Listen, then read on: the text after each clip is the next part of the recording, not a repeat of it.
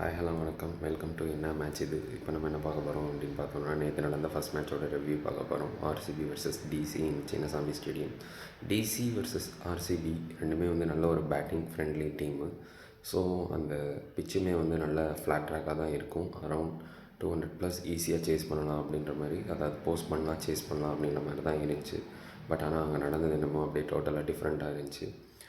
RCB top ஆர்டரில் Phil Salt மட்டும்தான் கொஞ்சம் என்ன சொல்கிறது, ரொம்ப இம்ப்ரெசிவாக ஆடினார். கோலியாக இருக்கட்டும், பட்டிதாராக இருக்கட்டும், படிக்கலாக இருக்கட்டும், நேற்று சரியாக எதுவும் படலை. அதுக்கப்புறம் மிடில் ஆர்டரில் வந்தோம் அப்படின்னு பார்த்தோம்னா, டிம் டேவிட் ஒரு 26 அடித்தார், குர்னால் ஒரு 12. அதுக்கப்புறம் ஜிதேஷ் கொஞ்சம் அவுட் ஆஃப் ஃபார்மில் இருக்கார். 20 பாலில் 14 ரன் சம்திங் அடிச்சிருந்தார். அந்த மாதிரி ஒரு லோவர் ஆர்டர் கான்ட்ரிபியூஷன்ன்றது வேணும் ஆர்சிபிக்கு. அது பெட்டர் பண்ணணும் டோர்னமெண்ட்டுக்குள்ளே போகிறப்போ. இப்போ டாப் ஆஃப் தி டேபிள்ஸ், அதாவது டாப் 4 இருக்காங்க.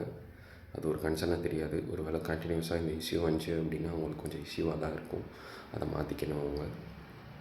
தென் செகண்ட் இன்னிங்ஸ் சேஸில் அரௌண்ட் 175 சம்திங் சேஸ் பண்ணிட்டு வந்தாங்க டிசி. ராகுல் மட்டும் பர்த்டே பாய் ஒரு 2 நின்று ஆடிக்கிட்டே இருந்தார். மற்ற எல்லாருமே புவியோட ஸ்பெல்லுக்கு ஈடே கொடுக்க முடியல, எல்லாம் போய்கிட்டே இருந்தாங்க.